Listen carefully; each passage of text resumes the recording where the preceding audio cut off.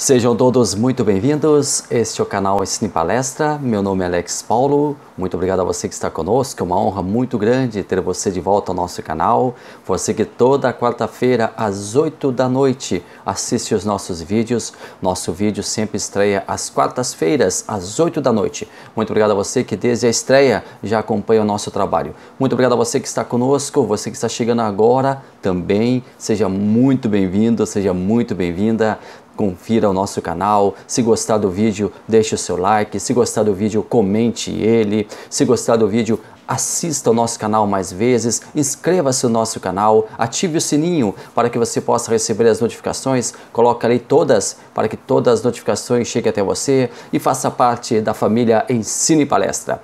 Nós estamos aqui trabalhando com a revista Lições Bíblicas, o guia de estudos da Casa Publicadora das Assembleias de Deus.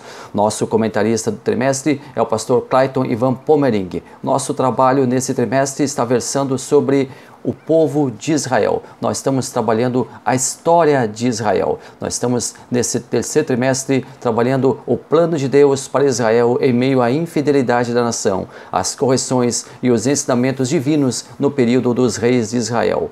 Nós chegamos hoje à nossa lição número 11, o reinado de Ezequias. E nós vamos com você agora trabalhar esse assunto com todo o prazer, com toda a alegria e com toda a reverência ao nosso Deus. O trabalho é para Ele, o trabalho é para o reino de Deus. Venha junto, o canal Ensine Palestra está no ar com mais um vídeo.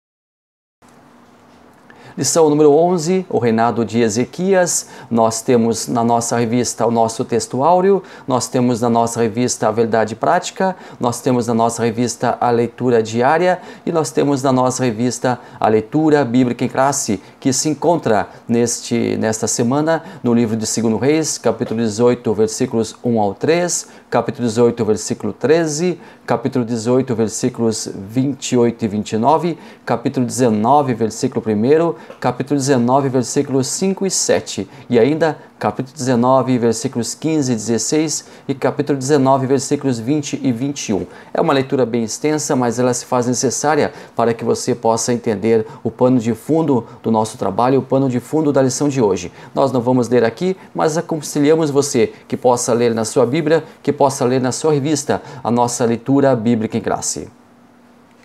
Nosso primeiro tópico, o justo reinado de Ezequias. Nós temos aqui 3 subtópicos. Primeiro, um rei reformista. Segundo, a purificação dos lugares sagrados. Terceiro, a adoração nacional. Mas quem era Ezequias? Ezequias, ele é filho do rei Acás. Ele sucede Acás no seu reinado. O reinado de Ezequias, ele acontece a partir dos 25 anos de idade. Ezequias, com 25 anos de idade, começa a reinar ali em Judá. E ele reina entre os anos 715 a.C. a 687 a.C. Ezequias está na galeria dos melhores reis de Judá. O reinado de Ezequias iniciou após 9 anos depois que Sargão II, que é o rei da Síria, destruiu o reino do norte. Nós vimos isso na lição anterior. Nós estamos trabalhando a partir de agora somente com os reinos de Judá, porque o reino de Israel já não existe mais. A partir da lição anterior, o reino de Israel foi destruído, o rei de Israel foi vencido, a queda de Israel se deu frente ao Império Assírio. E agora nós estamos aqui com o reino de Judá. Ezequias, ao contrário do seu pai, dedicou-se exclusivamente à fé judaica. A fidelidade de Ezequias. Ezequias, ao contrário de seu pai, desprezava a idolatria. Era totalmente voltado à fé judaica e à lei de Deus.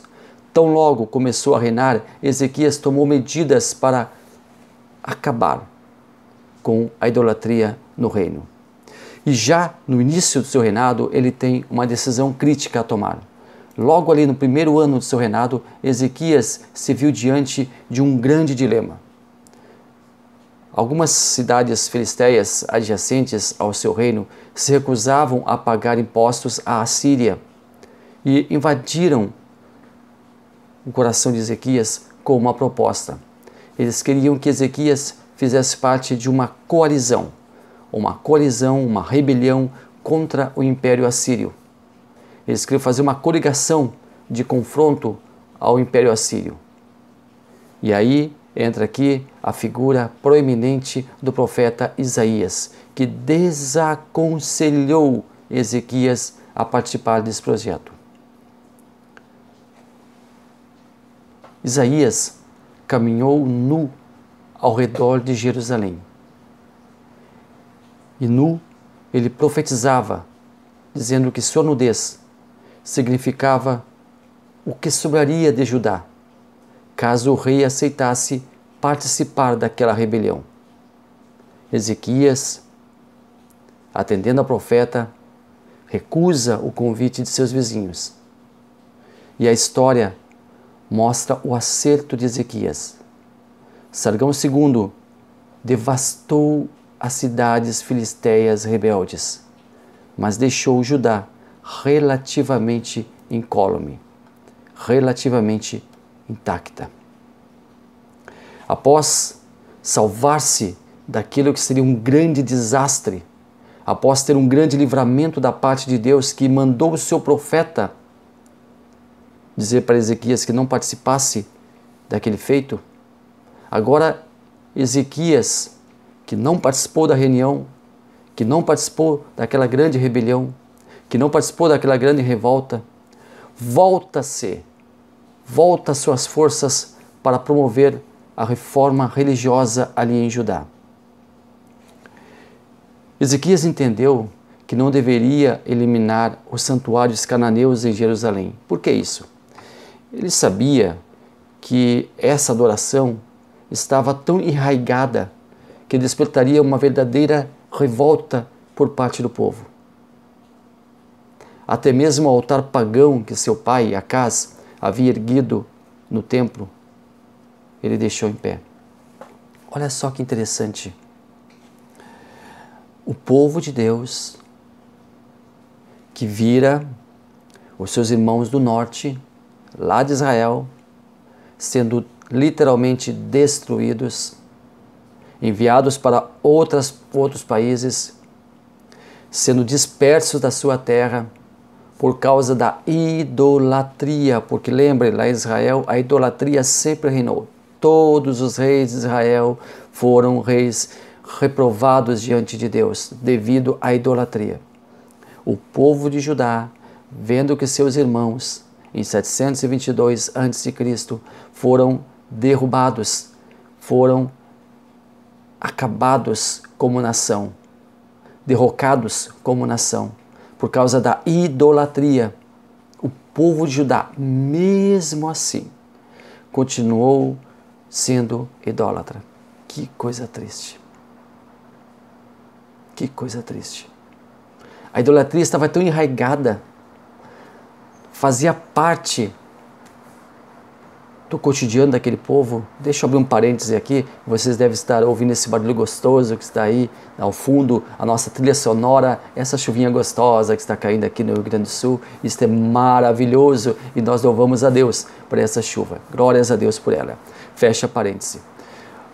O povo estava dividido entre louvar, engrandecer, exaltar, adorar a Deus Jeová e também adorar outros deuses. Então, Ezequias resolve não tirar algumas estátuas, alguns mecanismos religiosos ali para que o povo não se revoltasse. Agora, todas as outras imagens pagãs que estavam instaladas no templo foram destruídas, entre as quais ídolos de barro, de madeira e ainda santuários de adoração pagã. Também foi alvo da ira de Ezequias contra o paganismo a grande serpente de bronze, a qual representava vários deuses cananeus. Muitas pessoas dentre os judeus ainda acreditavam, olha só, ainda acreditavam que aquela serpente era a mesma levantada por Moisés no deserto. Isso não era verdade. Somente os sacrifícios a Jeová foram permitidos no interior do templo. Fora do templo, ali no campo, também foram destruídos os altares espalhados para adoração às mais diferentes divindades. Assim, esses santuários pagãos rurais também foram extirpados. Por outro lado, ele resolve restituir os objetos musicais judaicos ao culto de Jeová.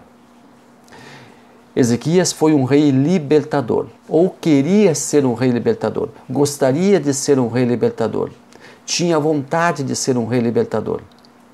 Nós podemos afirmar que os dois grandes sonhos de Ezequias eram a neutralidade da adoração pagã em Judá e a liberdade institucional do reino. Judá tinha que pagar pesados impostos anuais à Assíria, e isso incomodava muito a Ezequias. Tópico 2. Senaqueribe invade Judá. Primeiro tópico, as ameaças de Senaqueribe. Segundo, o temor do rei Ezequias. A morte de Sargão II. Em 705 a.C., morre Sargão II, que foi sucedido no trono pelo seu filho Senaqueribe. O novo rei não se mostrou tão forte quanto o pai, e o seu império se via ameaçado pela futura nova potência da época, a Babilônia. Essa Babilônia que por séculos foi dominada pela Síria, e agora o jogo estava virando. O dominado quer dominar sobre o dominador. E uma nova rebelião acontece. Uma nova rebelião começa a tomar vulto. Uma nova rebelião começava a ameaçar a Assíria. E agora Ezequias já tinha uma nação mais consolidada, Ezequias já tinha um exército forte e resolve unir-se à coalizão rebelde. Ezequias faz um tratado com o Egito, que mantém uma grande inimizade com a Assíria. Também, constantemente, o Egito era incomodado pela Assíria. A resposta de Senaqueribe veio em 701 a.C. A primeira vitória assíria foi contra o líder da coalizão rebelde, Tiro. Assim, cada estado rebelde caiu um após um. Todos caíram frente à Assíria. Os últimos rebeldes a resistirem foram Judá e as cidades-estado filisteias. Duas cidades-estado filisteias, elas caíram, mas foram as últimas, Asquelon e Ecrom, e Judá. Esses três últimos polos de rebeldia. E embora com a proteção do Egito, que se colocou ao norte para protegê-las, as cidades filisteias não resistiram e caíram frente à Assíria. Após impor a revolta, após acabar com a revolta, após neutralizar a revolta, Senaqueribe ainda tinha um inimigo, Judá. Judá estava completamente sozinha para enfrentar a poderosa Síria. Ezequias estava sozinho frente àquele grande império. Todos os seus aliados haviam caído. O seu protetor Egito também havia sucumbido. E agora? Como Ezequias se viu sozinho, ele resolveu negociar a sua rendição. 300 talentos de prata e 30 talentos de ouro. É o valor que ele paga para a Síria. A adesão àquela coalizão rebelde saiu muito caro para Judá. Mas pelo menos a cidade foi poupada pelos inimigos. Para pagar os assírios, olha só o que Ezequias tem que fazer. Ele teve que usar todo o tesouro do templo, ele teve que saquear o templo, essa é a verdade, saqueou o templo, tirou tudo do templo, e ainda teve que retirar as folhas de ouro que recobriam os pilares do templo. Por que eu digo saquear? Saquear é roubar, mas é até uma expressão forte que eu usei.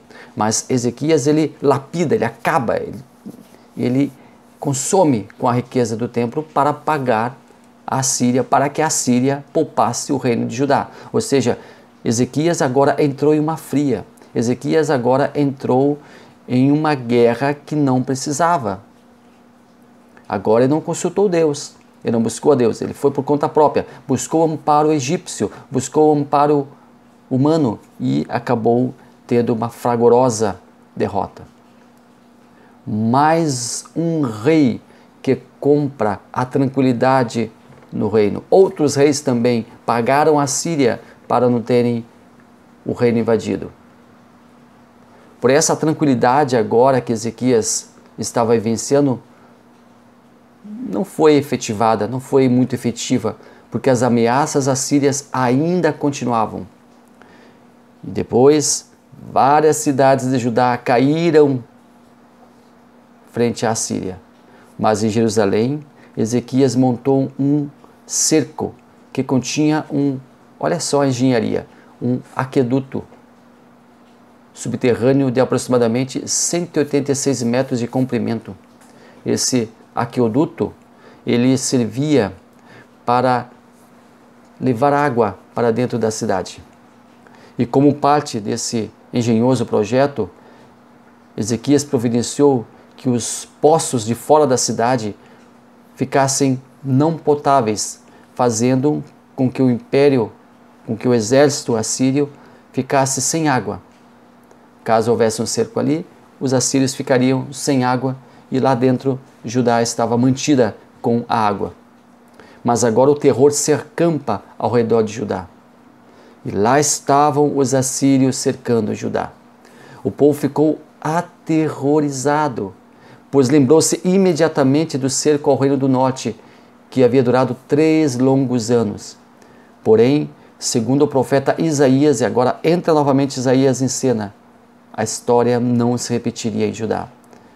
Segundo Reis, capítulo 19, você lê o que Isaías profetizou. Segundo Reis 19, 32 e 33. Portanto, assim diz o Senhor, acerca do rei da Assíria: não entrará nesta cidade, nem lançará nela flecha alguma, tampouco virá perante ela com escudo, nem levantará contra ela trincheira alguma.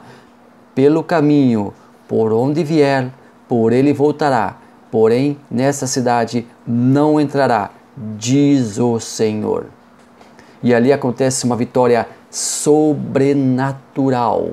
Ezequias não precisou mobilizar seu exército para marchar contra os inimigos. Também não viu o reino ser invadido pelos assírios. Deus providenciou uma vitória sobrenatural e maravilhosa. Sucedeu, pois, que naquela noite, diz lá em 2 Reis, capítulo 19, versículos 35 e 36, saiu o anjo do Senhor e feriu no arraial dos assírios a 185.000 deles, e levantou-se pela manhã cedo, eis que todos eram cadáveres. Então Senaqueribe, rei da Síria, partiu e se foi, e voltou e ficou em Nínive. Assim Judá foi poupada do cerco inimigo. O povo contemplou a misericórdia divina. O povo foi testemunha de um imenso livramento. Passado o susto, porém, o povo parecia esquecer-se novamente dos benefícios divinos. Por isso, algum tempo depois, Judá seria novamente sitiada e dessa vez derrotada. Nós vamos estudar isso aqui nesse trimestre. Quão triste uma nação ser testemunha ocular da bondade, da misericórdia, da graça de Deus e resistir servir a esse Deus. Deus fazia de tudo para o seu povo que costumava voltar as costas para ele. Que triste. A morte de Senaqueribe, o rei assírio Senaqueribe, teve uma morte inusitada. Ele foi morto pelos seus próprios filhos. Está lá em 2 Reis, capítulo 19, versículo 37. E sucedeu que, estando ele prostrado na casa de Nisroque, seu deus, Adrameleque e Cerezer, seus filhos o feriram à espada, porém eles escaparam para a terra de Ararote, e Esar-Udom, seu filho, reinou em seu lugar. Olha só, o rei estava prostrado em adoração ao seu Deus, que não pôde fazer nada por ele. Era o Deus inanimado. E seus filhos ainda fugiram depois de matarem o pai, certamente temendo uma retaliação ou uma vingança. E assim foi o fim desse inimigo de Judá. Terceiro tópico, a oração do rei e o livramento do Senhor. Primeiro, a oração confiante de Ezequias. Segundo, Deus conforta o rei. Bom, nós já abordamos aqui sobre Senaqueribe no tópico anterior. Agora eu quero falar sobre um episódio da vida de Ezequias que não está na revista, mas tem uma importância fundamental. Não está nesta lição de hoje, mas reveste-se de uma importância muito grande. Por motivo de espaço, o assunto a seguir não foi tratado na revista, mas eu quero mencionar aqui nesse vídeo. A doença de Ezequias. 2 Reis, capítulo 20, versículo 1. Naqueles dias adoeceu Ezequias mortalmente. E o profeta Isaías, filho de Amós, veio a ele e lhe disse: assim diz o Senhor, põe em ordem a tua casa, porque morrerás e não viverás. Deus manda Ezequias colocar sua casa em ordem. Isaías avisa a Ezequias que ele morreria. A doença de Ezequias era fatal, iria levá-lo à morte, mas ele estava recebendo uma nova oportunidade de reorganizar a sua vida, colocar sua casa em ordem. Ou seja, algumas coisas deveriam ainda ser pontuadas, algumas coisas ainda deveriam ser consertadas. Ezequias era um rei muito bom, mas tinha coisas que ele estava fazendo que deveria repensar. Uma coisa interessante aqui é que Ezequias ele pede para Deus. Lá em 2 Reis 20, versículo 3. Ah, Senhor, suplico-te, lembra de que andei diante de ti em verdade, com o coração perfeito, e fiz o que era bom aos teus olhos. E chorou Ezequias muitíssimo. Ezequias agora estava negociando sua vitória. Ele negociou com o rei assírio e agora queria negociar com Deus. Mas só um pouquinho, não forme agora um julgamento precipitado. Ezequias não estava comprando sua bênção, não estava colocando em um envelope certa quantia de dinheiro, como algumas igrejas neopentecostais querem que o povo faça, tentando comprar uma bênção. Ele sabia com quem estava tratando, sabia que Deus não aceitaria isso. Ezequias não estava cobrando qualquer coisa de Deus. Ele entendia que o Senhor sabia o que estava fazendo, mas mesmo assim pede uma cura, pede uma vitória. Embora fizesse a exposição das suas ações, sabia que somente a misericórdia de Deus poderia ajudá-lo. Muitas pessoas acham que pelas suas boas obras podem exigir uma providência de Deus, como se elas apenas fizessem o bem para conseguir algo em troca. E Deus não se compra, Deus não se vende. Ezequias estava usando uma prerrogativa de um filho autêntico de Deus. Estava argumentando com o Senhor. E aí Deus ouve a oração de Ezequias. Deus dá mais 15 anos de vida para o rei Ezequias. Deus prometeu a Ezequias que Jerusalém ficaria a salvo dos assírios. Como sinal, Deus fez com que o sol voltasse a brilhar sobre os degraus de onde já tinha se retirado. Agora, essa maravilhosa, esplendorosa bênção de Deus, ela acaba virando uma maldição. Ezequias recebeu uma visita muito peculiar. Porém, melhor lhe seria ter aceitado o desígnio divino, colocar a sua casa em ordem, morrer e ser enterrado com seus pais. Sabendo de sua doença, emissários da Babilônia vieram encontrar-se com ele, ali em Jerusalém, trazendo presentes. E Ezequias mostrou todos os tesouros do reino. Em nenhum momento, e aqui é triste, Ezequias acredita sua cura a Deus. Em nenhum momento, Ezequias diz para aqueles homens que queriam saber como havia procedido aquela cura, como havia acontecido aquele processo de cura, porque aquele drama que Ezequias vivera e aquela cura que ele recebera foi propagada por todos, todos sabiam ao redor do que havia acontecido e aqueles emissários queriam saber o que estava acontecendo. E foram ali para que Ezequias contasse a eles, só que Ezequias não contou a eles. Não contou. Lá em 2 Reis, capítulo 20, versículos 12 e 13, fala que Ezequias mostrou toda a casa de seu tesouro, a prata, o ouro, as especiarias, os ungüentos, a sua casa de armas, tudo quanto estava no seu tesouro. Nada, absolutamente nada, Ezequias escondeu daqueles homens. Ezequias abriu os seus cofres, digamos assim, para que aqueles homens vissem os tesouros. Ezequias não dá honras a Deus e mostra ainda todos os tesouros e segredos do reino. Os tesouros deveriam ficar em secreto, eram estratégicos. Não sabia Ezequias que estava ele com aquele ato desatinado, determinando o fracasso de sua nação perante o inimigo em potencial.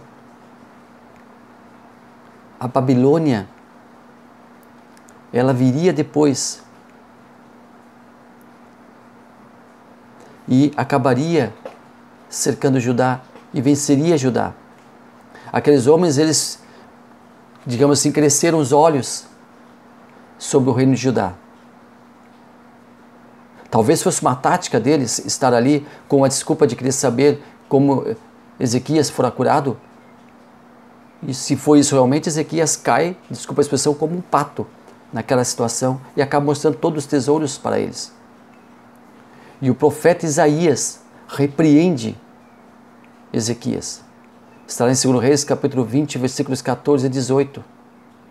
Então o profeta Isaías veio ao rei Ezequias e lhe disse: que disseram aqueles homens e de onde vieram a ti? Disse Ezequias: vieram de um país muito remoto, da Babilônia.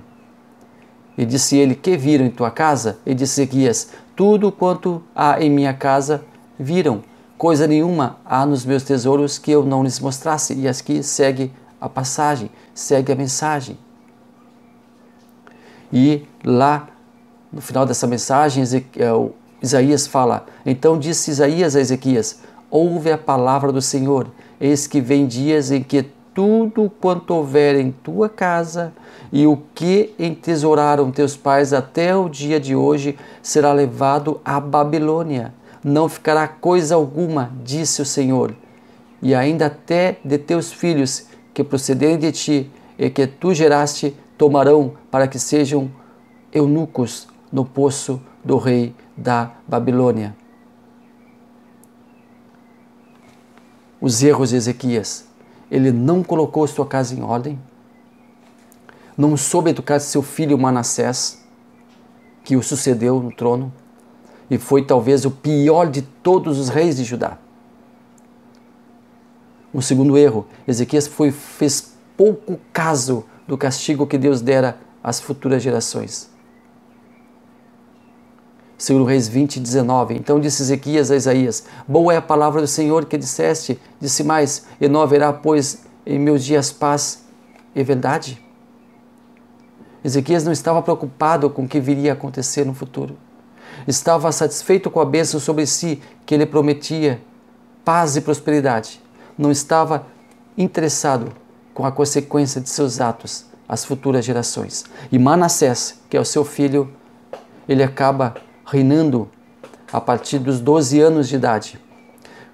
Quando seu pai ainda estava vivo, Ezequias ainda estava vivo, e coloca Manassés como seu corregente para que o ajude a reinar e assim evitar que Ezequias, após morto, despertasse uma guerra dos herdeiros para ficar com o trono. Para que os herdeiros não brigassem após sua morte, para ficarem com o trono, Ezequias, ainda em vida, coloca seu filho para ser rei junto com ele. E o período do reinado de Manassés foi um dos mais longos da história de Israel. Da história de Judá. 45 anos de duração. E Deus reprovou o reinado de Manassés, que, como nós falamos, foi um dos piores, se não o pior rei de Judá. Para concluirmos, fica a lição para nós. Deus sempre avisa. Isaías avisou Ezequias que não deveria participar daquela coalizão. E na primeira vez Ezequias não participa. Deus sempre avisa. Deus sempre fala com seus filhos, seja através de uma canção, de uma pregação, de uma profecia, de um maná, de um panfleto, de um sonho. Deus sempre acha a maneira correta para falar com cada um de nós. Deus sempre nos dá ao longo da vida a oportunidade para fazermos o que é certo. Uma outra lição que fica para nós, quando vimos Ezequias abrindo todos os tesouros para aqueles emissários. Não podemos abrir os tesouros do nosso coração para qualquer um. Cuidado para quem você conta seus sonhos. Cuidado para quem você conta seus projetos. Cuidado para quem você conta seus planos.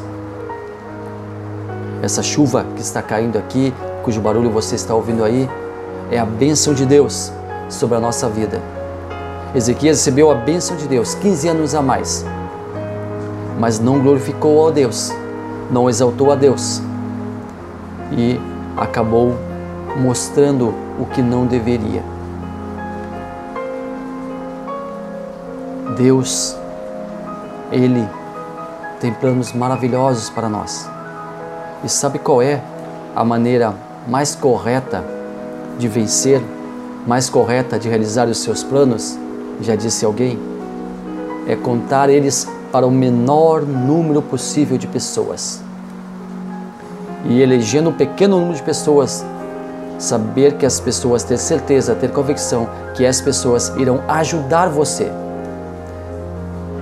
Ajudar você. E não desmotivar você. E não desmoralizar você. E não apagar os seus sonhos. E não destruir seus projetos. E não zombar de você. Conte para a pessoa certa os seus sonhos e você logrará êxito. Muito obrigado a você que esteve conosco, muito obrigado pela sua amável, gloriosa bênção de Deus ter a sua companhia aqui, maravilhosa, esplendorosa oportunidade de ter você no nosso canal. Nós louvamos a Deus pela sua vida.